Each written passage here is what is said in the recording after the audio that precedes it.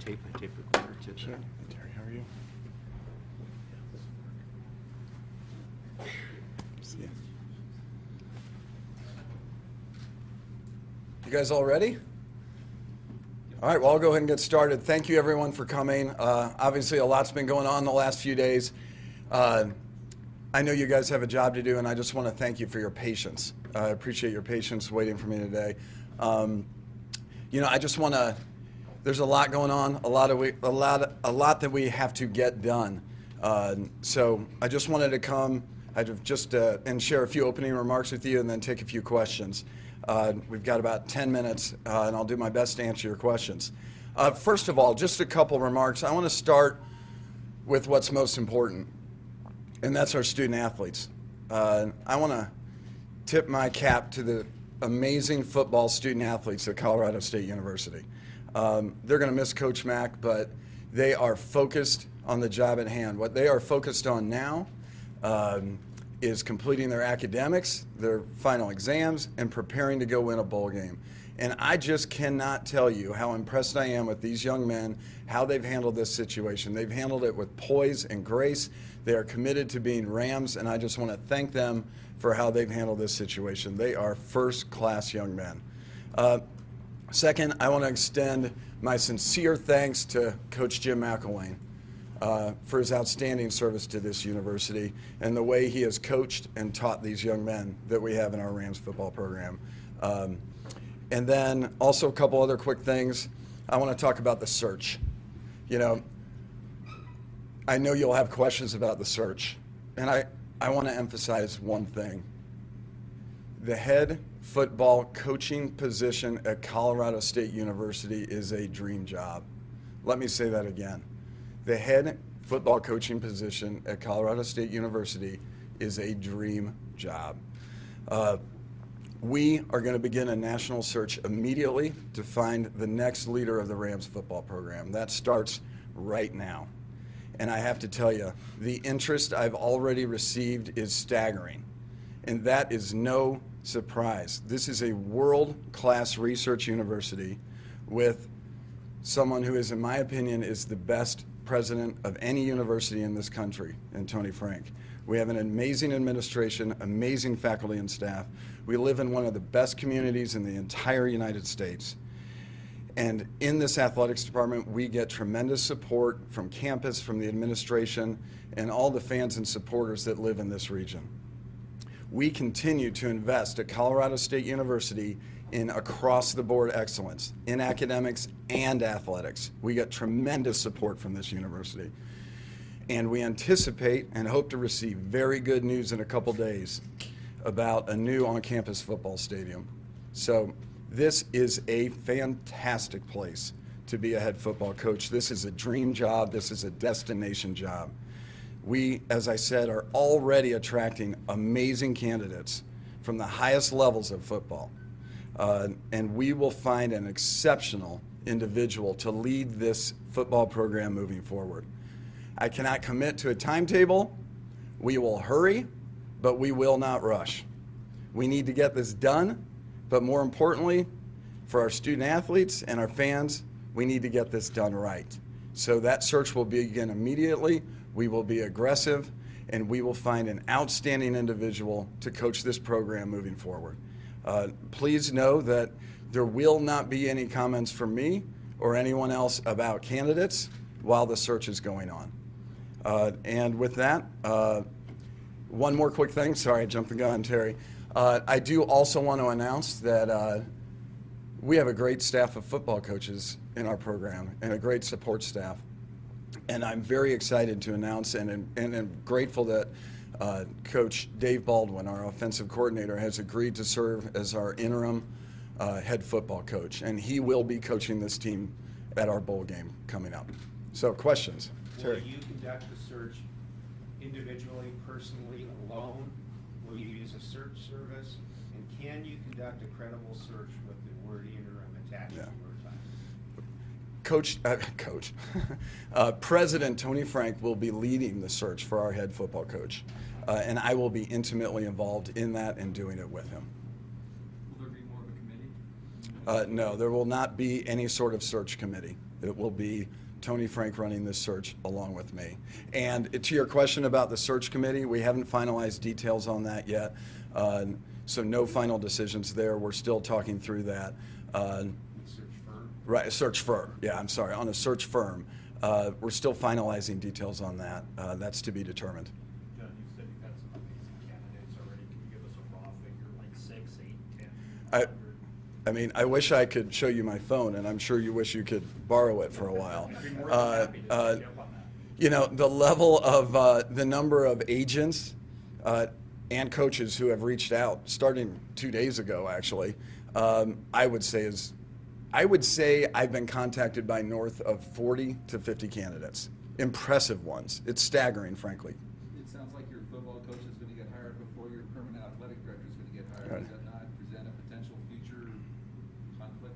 Yeah, I mean, that's a logical question to ask. And if I'm a football coach candidate, I certainly want to know who the athletic director is going to be. You know, my only answer to that is this is a world-class university. It's a great dream job for any head coach. I think the candidates out there will see that for all the reasons I already enumerated. And that's a big reason why Tony Frank will be leading the search, because any candidate who spends 15 minutes with Tony Frank and talks about those issues will have all the confidence he needs to know that whoever Tony Frank hires as AD will be a great person to work with. Do you think what Matt has done here has changed this into becoming a dream job from what it might have been 4 years ago? He has definitely improved. He has done a lot to elevate the football program at Colorado State. Yeah, if I'm a coach candidate wanting to come in, and I see what's sitting here with a 10-2 football team headed to a second consecutive bowl game, with the excitement and buzz that's around this program right now, there's a lot more. There's more here than there was 3 years ago. So yes, I think Coach McElwain and Tony Frank and the university and everything that's been invested in athletics, excellence here at Colorado State is to thank for that. But yeah, you can't deny it. Coach McElwain did a lot to elevate this program and make it even more attractive. A lot of the factors I talked to you about before, the great leadership, the great community that's Fort Collins, this amazing university, all those factors were there. But yes, by lifting the football program to success and taking us to a second consecutive bowl game, there's no doubt about it. Given that, what is your perspective on the attractiveness of possibly staying inside for the sake of continuity? Staying inside in terms of the, yeah. We owe it to our student athletes to do a national search to find the best candidate to lead this program. In football, especially with signing day a couple months away, with a program that is succeeding, with a system that's working, your term was continuity. That is a huge factor that needs to be considered when you're hiring a coach.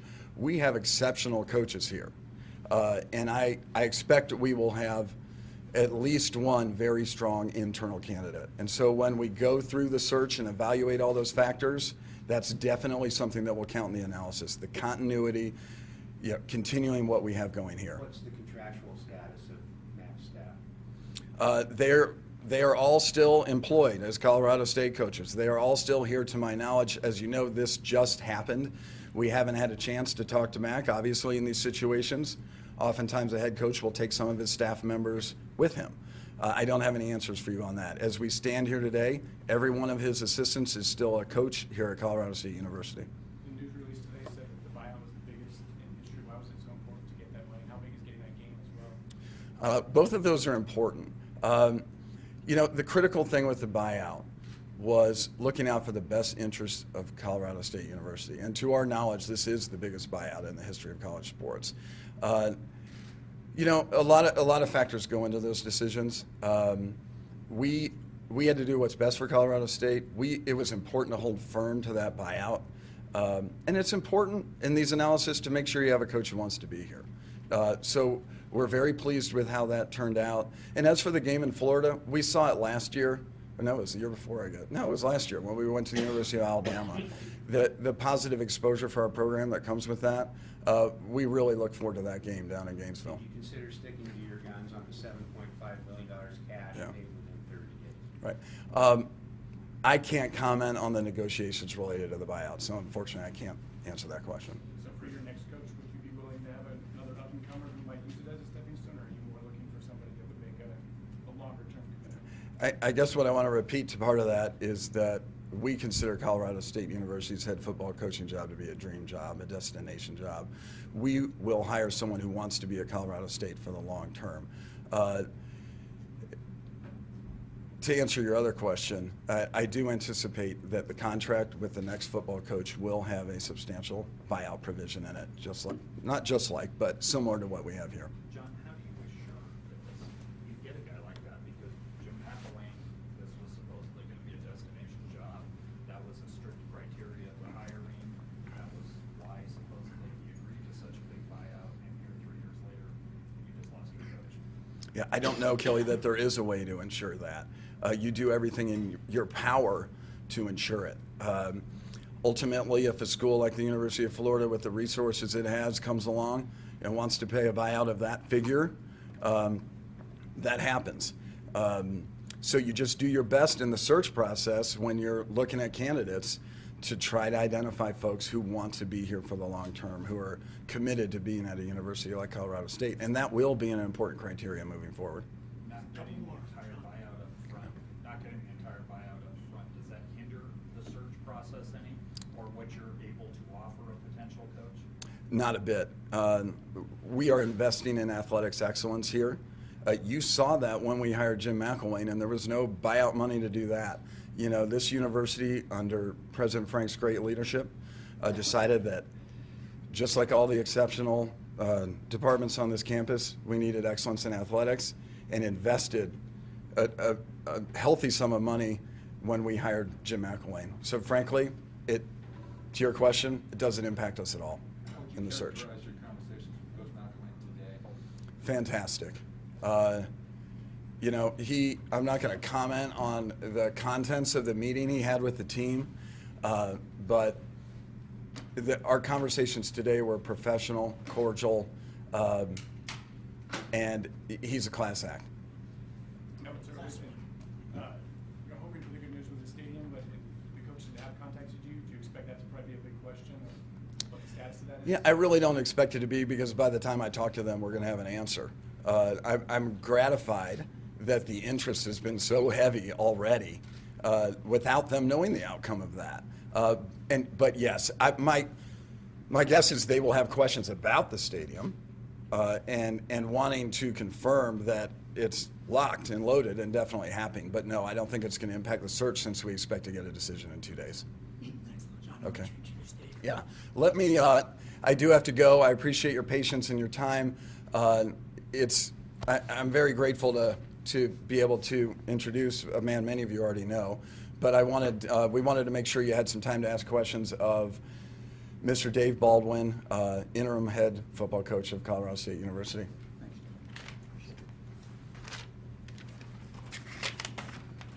Thanks, guys. Let me first say to our players, a huge compliment goes out to them, because this was a turmoil for them for 3 days. And as long as I've been in this business, the tweet, the Facebook made it an incredible experience. But our players showed class. They stayed out of it. They came in and met with us. And it's a compliment to where this program is and is going, that our players understand that this process will go on. So huge compliment to our players. I'd like to thank John and Tony for allowing me to be this head coach for this interim period. I understand that the goal for us is to finish the season the way we want to finish it, and that's a bowl win that will take this program, whether it's myself or anybody, to the next level, and that's what we want to do. We do want to go out and win this. We're going to practice this afternoon. I met with them this morning and told them the parameters that we're going to go after. I told them the most important thing is you go to class. Take care of the class, then we'll come out to practice.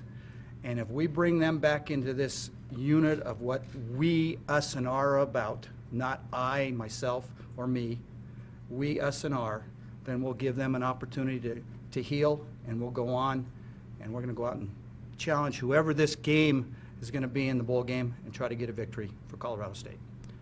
Any questions? Would you like to be considered for the full-time? Oh, definitely. That's why I'm in the business. I've been a head coach. I came here under Coach Mack for a purpose. I'm not up here to tell everybody why, but yes, I would like to be a candidate. And when you talk about continuity in programs, just experience Boise and what they've done and who they've hired over the years, go to San Diego State and what they've done the last couple of years, and go to Utah State. And I think that will speak enough for why you stay in a family and continuity. But hopefully I get that process, but I'm here to be the player's coach for the next period of time. Has Jim talked to you or any of the assistants about coming with him to Florida? Jim and I have had several conversations. He is going to go back and do what he has to do at Florida and take care of those people in that program first, and rightfully so. He's going to talk to each and every one of them, and there'll be conversations with us here later on. So he's, got to take care of the business there first, but I've had conversations with him. Coach, you mentioned just having time to heal. This isn't as much of a business, it is a brotherhood. Talk about kind of just the emotional break of it. Yeah, especially for our players and our assistant coaches. I called every one of them this morning because they're on the road recruiting and said, okay, guys, we're going to have a 9 o'clock staff meeting. I've been named the interim. This is what we got to do. This is what you have to do and understand for your contract, where we go down the future. But for our players, I told them this program has always been and always will be about players. There's going to be another head coach come in and another one after that and another one after that. The players make the program, and how we stay together as a family and create that continuity and stick to that continuity, we're going to have a great chance. So we'll bring them back, and what do they do best is when they come out and practice and they're that part of that family. And truthfully, why we won this year and we're 10-2, it was a great atmosphere and the kids stuck together, and that's what we need to make sure that we happen for the next couple weeks. Who will be calling the plays in the bowl? Any of that? I will continue to call offensive plays. I've done it ever since I've been here, and that's what I'm going to do. I will probably be down on the sideline. We haven't had that discussion yet, but that's what will happen. Based on the social media, it seems like the players are all wishing back a little more, but kind of following up. It must be hard that the guy kind of convinced a lot of them to come here to see him leave. And I've been through this so many times. In the long run, you love a head coach. But when that head coach goes and somebody else comes in, they adapt. That's what life's all about. And these kids are going to understand that there's going to be changes. And if they only came for a head coach, they didn't choose Colorado State for the right reason. If you came for the family atmosphere here, if you came for the education, you came for the climate where we are, then you came for the right reasons. If you came for a head coach, well, then you made the wrong decision, because those changes are going to happen. Changes happen with an athletic director, with a head coach. You come for what Colorado stands most is education. What did you learn from Coach Mack all these years? Coach Mack and I have been together a long time, and he was actually on my staff at Michigan State. And I really learned the procedure of what he got out of Alabama, and just attention to detail, and turn it over and keep turning it over. And there's not a stone unturned, but it's something I've always lived on. Failure to prepare is to prepare to fail. It's a John Woodenism, and we're going to turn over every stone and try to make sure that we make that happen. And he and I, that's what we tried to do here. I feel like you're a better coach now, you used to be above him, but not having I was that head coach, and I walked away. And I've been an assistant. I've been a coordinator at Michigan State, Baylor, Cincinnati. I left Gary Anderson, and who knows if I didn't leave, what would have happened? We turned that offense around. I think I made Coach Mack a better coach too, and I think each experience makes you a better football coach. We've definitely experienced a different type of offense than what I ran at Utah State, what we did at Michigan State, and I think that offense speaks for itself here. How much of that offense is kind of collaboration of you and Jim together? Kind of pulling what you both have, your backgrounds, because obviously you both He was the head coach, and the head coach gets the credit. It's a combination of this offensive staff, of Art Valero, Derek Frazier, myself, Alvis Whitted, Jeff Hammerschmidt, that put it together. But in no way have you turned the film back to 3-4 years ago, what Alabama's doing and what we're doing, and if you call anybody in this conference and talk about what our offense is, they're going to say it's Dave Baldwin's. They're going to tell you the influence there is Dave Baldwin's. If you get this job, is it a dream job, and would you view it as your last job? We're the same age, so I can make reference. Yeah, that's a procedure down the line, because you can't make guarantees in life for anything, because that guarantee just left, right? I don't see myself leaving any place if I get the head job. I see myself as a destination to end up there. I bought a house in town. I've got, all the things going. But there's no guarantee in life, so you just have to go on and see what happens.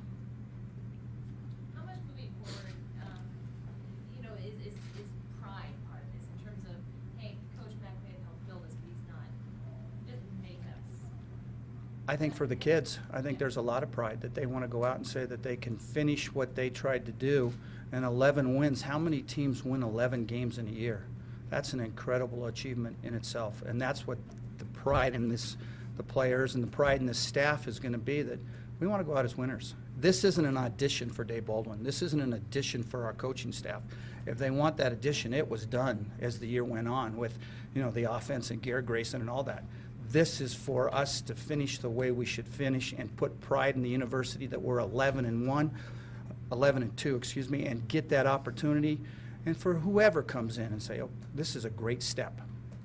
Dave, do you foresee, if some coaches do decide to go with Jim to Florida, having a very short staff for the bowl game, or are you pretty confident you'll be able to have everybody else stay through it? I'm confident with the procedure that goes on in this short period of time. Not knowing when that bowl game is. If it's December 20th, we've got a better opportunity. If it's January 4th, there could be some different opportunities. So you don't know when the bowl game's going to be played. But if it's one of those 20th of December games, I foresee the whole staff sticking together. And I've told them they're all going to be here. We're all going to work together, and we'll see from there. I'm sure Coach Mack is going to go back there and make his calls. You saw he was very thorough in his procedure here. It would have took him time to hire people. The recruiting period, we have a recruiting weekend going on this weekend, and we still have kids coming in, and we're going to sell the university because the university sells itself in the conference and the new stadium and those kind of things. We've got 4 kids coming in. There's another one next weekend, and then after that, it's a dead period. It goes dead for, you know, all the way until January. So that will give an opportunity for a new coach, Coach Mack, or us to find other jobs at that time. Thank you, guys. I appreciate it. Good luck to you.